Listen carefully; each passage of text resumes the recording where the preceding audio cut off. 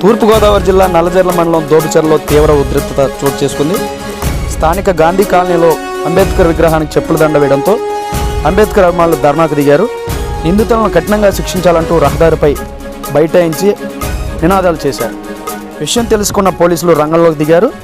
ఘటనపై ఎమ్మెల్యే మద్దిపాటి వెంకటరాజు సంఘీభావం తెలియజేశారు.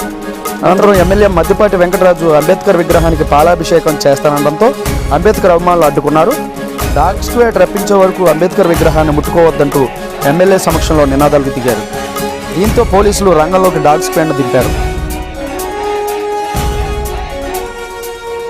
ఎమ్మెల్యేలని పెట్టి స్వతంత్రం వచ్చి 78 ఏళ్ళు పూర్తయిపోయి 79వ సంవత్సరం వస్తున్నప్పటికీ అనుకున్న స్థాయిలో దళితుల జీవితాల్లో మార్పులు రాలేదు.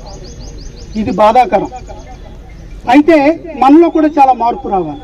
మనలో కూడా మన జీవితాల్లో కూడా మనం పెట్టుకుంటున్న ఏదైతే సంఘాలుగా ఉన్న దాంట్లో కూడా మార్పులు రావాలి.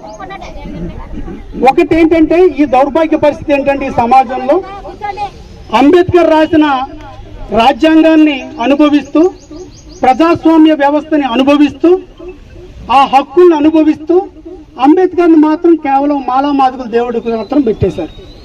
ఈ విగ్రహాలు కేవలం మాలామాదిగ పేటల్లోనే ఉంటాయి, ఇంకా వేరే చోట మీరు ఎక్కడ చూడరు.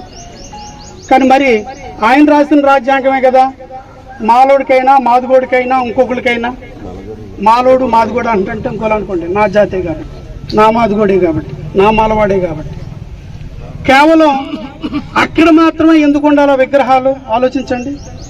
మరి ఆ రాజ్యాంగం మాలవారికైనా మాదిగ వారికైనా ఇంకో వర్గానికైనా ఇంకో కులానికైనా అదే రాజ్యాంగం, అవే హక్కులు,